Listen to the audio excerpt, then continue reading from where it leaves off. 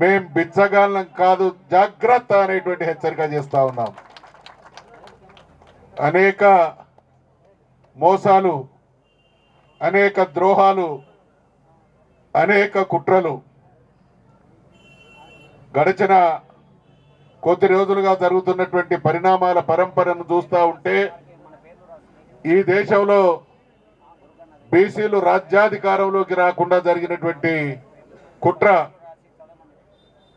దేశానికి స్వాతంత్రం వచ్చిన తర్వాత అగ్రకులాలు ఆధిపత్య కులాలుగా మారి రాజ్యాధికారాన్ని వారి హక్కుభుక్తం చేసుకొని రాజ్యాధికారాన్ని హక్కుభుక్తం చేసుకోవడం ద్వారా సంపద మీద ఆధిపత్యం, సంపద వాళ్ళ కబంధ హస్తాల్లో కేంద్రీకృతమైనటువంటి పరిస్థితుల్ని సృష్టించి ఏదో ఒకరోజు ఒక జస్టిస్ ఈశ్వరయ్య గారు, ఏదో ఒకరోజు ఒక చిరంజీవి గారు, ఒక విశారదన్ మహారాజ్ గారు లాంటి వాళ్ళు బీసీలను ఏకం చేసేటువంటి ప్రయత్నం చేసి మా రాజ్యాధికారానికి ప్రమాదం పొంచి ఉంటుంది కాబట్టి రాజ్యాధికారంతో పాటు సంపదను కూడా వాళ్ళ కబంధ హస్తాల పాలు చేసి, నేను ప్రత్యక్ష సాక్షిని 82లో వచ్చినటువంటి ఒక పార్టీలో నేను సభ్యుడిగా చేరితే ఆ రోజు ఎమ్మెల్యే కావడానికి అయినటువంటి ఖర్చు 1 లక్ష రూపాయలు మాత్రమే. ఈరోజు 50 కోట్లు అయితే ఎమ్మెల్యే కానటువంటి పరిస్థితి తీసుకొచ్చిండు అనంటే ఏ రోజైనా సమాజంలోని మెజార్టీ వర్గాల ప్రజల్లో చైతన్యం వచ్చి మా పైన తిరుగుబాటు, మమ్మల్ని అధికారం నుండి తోసివేసేటువంటి ప్రయత్నం చేస్తే కులాల పేరిట, మతాల పేరిట లేదా ఆర్థిక పరమైనటువంటి బలహీనతల పేరిట వాళ్ళను చీల్చి రాజ్యాధికారాన్ని శాశ్వతం చేసుకోవాలనేటువంటి కుట్ర కొనసాగుతున్నది. కాబట్టి ఇవాళ ఈ దేశంలో ఎవరు రాజ్యాధికారంలోకి రావడానికైనా మనం కారణమైనటువంటి మనం దరఖాస్తులు ఇచ్చి దండాలు పెట్టి మళ్ళీ మా సమస్యలు పరిష్కరించబడడం లేదు అనేటువంటి రోడ్న పడేటువంటి పరిస్థితిని కల్పించింది. కాబట్టి చాలా సంతోషకరమైనటువంటి పరిణామం. బహుశా నేను ఈరోజు ఈ వేదిక నుండి నేను భావిస్తా ఉన్నా, ఈ ధర్నా చౌక్ చరిత్రలో ఈరోజు బీసీల జరుగుతున్నటువంటి అన్యాయాన్ని ప్రతిఘటించి న్యాయం జరగడం కోసం బీసీలతో పాటు మా ఎస్సీ ఎస్టీ పెద్దలు సోదరులు కూడా వేలాదిగా తరలి రావడం జరిగింది. ఇది ధర్నా చౌక్ చరిత్రలోనే ఒక చరిత్ర సృష్టించబోతుంది అనేటువంటి విషయాన్ని మనం చేస్తూ ఉన్నాం. నేను ఎక్కడో పుస్తకంలో చదివిన బెర్ముడా ట్రయాంగిల్ ఉంది, దాని మీద పోయేటువంటి అన్నీ కూడా మాయమవుతా ఉన్నాయి. మనం ఈరోజు ఒక శక్తిగా ఇక్కడ కనబడుతూ ఉన్నాం. మళ్ళీ ఆ ఇందిరా పార్క్ దాటి మెయిన్ రోడ్డుకు పోతే ఎవరు వాళ్ళుగా విడిపోతున్నాం, చీలిపోతున్నాం, అసలు విషయాన్ని అటుకెక్కిస్తూ ఉన్నాం. ఒక ఒక ఒక సందేశం, ఒక స్ఫూర్తి, ఒక పవిత్రమైనటువంటి కార్యక్రమం జరిగినప్పుడు దానిలో భాగస్వాములమైనటువంటి మనం ఆ పవిత్రతను అర్థం చేసుకొని ఆ పవిత్రతకు న్యాయం చేసేటువంటి చైతన్యాన్ని సంతరించుకున్నప్పుడు మాత్రమే సమస్య పరిష్కారం అవుతుంది. కాబట్టి మేమందరం బీఆర్ఎస్ పార్టీ తరఫున ఆ రోజు తమిళనాడు పోవడానికి నా నేతృత్వంలో బీఆర్ఎస్ పార్టీ నాయకత్వం ఆదేశం మేరకు మేము పోతే చాలా స్పష్టమైనటువంటి స్టడీ చేయడం జరిగింది.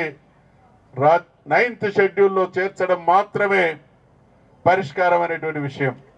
ఆ రోజు నుండి ఎక్కడ ఏ సందర్భంలో మేము మాట్లాడినా ఈ సమస్యకు పరిష్కారం 9th షెడ్యూల్లో చేర్చడం మాత్రమే.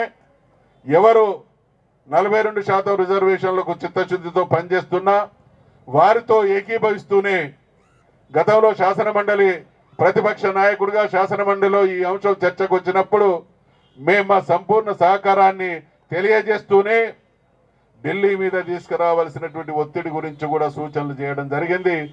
తద్వారా మాత్రమే పరిష్కారం లభిస్తుంది అనేటువంటి విషయాన్ని చెప్పినప్పటికీ ఇలా అధికార పార్టీ ఎటువంటి టక్కుటమార గోకర్ణ గజకర్ణ విద్యల ద్వారా తెలంగాణ బీసీ సమాజాన్ని మభ్యపెట్టేటువంటి ప్రయత్నం చేస్తూ ఉన్నదో మనమందరం సాక్షిభూతులం. కాబట్టి నాకు అర్థం కాని విషయం, ప్రపంచంలో ఎక్కడ కూడా మైనార్టీ పాలితులు, మెజార్టీ పాలకులు. విచిత్రమైనటువంటి పరిస్థితి. 70-80 సంవత్సరాల తర్వాత కూడా భారతదేశంలో మెజార్టీ వాళ్ళు పాలితులై మాకు 42% ఇవ్వండి, మాకు ఇంకో శాతం ఇవ్వనటువంటి అడుక్కునేటువంటి స్థితిలో ఉన్నాం. ఎవరైతే యాచించాలో వారు ఇచ్చేవాళ్ళుగా మారిన్లో, ఎవరైతే ఇవ్వాలో వాళ్ళు యాచించేటువంటి దుర్మార్గం కొనసాగుతున్నది. కాబట్టి దీనికి చరమగీతం పాడి భారతదేశంలో బీసీల రాజ్యం స్థాపించబడేటువంటి కోణంలో జస్టిస్ ఈశ్వరయ్య గారు ఈ దేశానికి సంబంధించినటువంటి బీసీలు నాకు కూడా అవగాహన ఉంది. తెలంగాణలో కానీ దేశంలో కానీ మనం 4 రకాలైనటువంటి బీసీలో ఉన్నాం. ఒకటి, రాజ్యాధికారంలో అప్పుడప్పుడు వాటా అనుభవిస్తున్నటువంటి కులాలు ఉన్నాయి. రాజ్యాధికారంలో వాటా ఎప్పుడో ఒకసారి ప్రాతినిధ్యం ఉన్నటువంటి కులాలు ఉన్నాయి. రాజ్యాధికారంలో అసలే ప్రవేశం లేనటువంటి కులాలు ఉన్నాయి. రాజ్యాధికారం అనేది ఒకటి ఉన్నది అని తెలియని కులాలు కూడా ఉన్నాయి.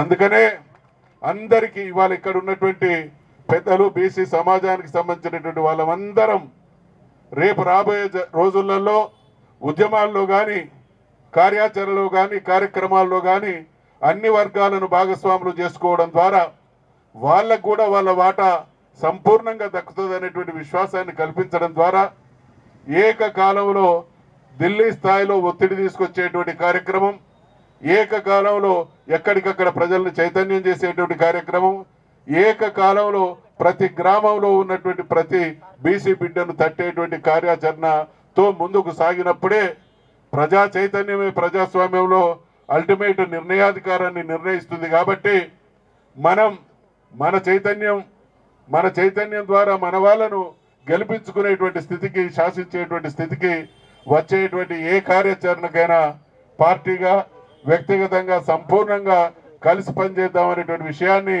మనవి చేసుకుంటూ ఈడికి వచ్చినటువంటి ప్రతి ఒక్కరం కూడా ఆత్మవిశ్వాసంతో పోదాం. గుండె మీద చేయి వేసుకొని ఇది మన జీవితంలో లైఫ్ టైం అచీవ్మెంట్ లాంటి కార్యక్రమంగా పవిత్రంగా భావించి ముందుకు సాగినప్పుడు మాత్రం మనం అనుకున్నటువంటి లక్ష్యాన్ని చేరగలుగుతాం. సమస్యలు, అడ్డంకులు ఎన్నెదురొచ్చినా ఛేదించి విజయాన్ని సాధించేంత వరకు మనం అందరం సమిష్టిగా ముందుకు సాగుదామనేటువంటి విషయాన్ని మనవి చేసుకుంటూ ఇంత అద్భుతమైనటువంటి కార్యక్రమాన్ని నిర్వహించడంలో కీలక పాత్ర పోషించినటువంటి పెద్దలందరికీ కూడా పేరు పేరున హృదయపూర్వకమైనటువంటి అభినందనలు తెలియజేసుకుంటూ సెలవు తీసుకుంటా ఉన్నాను.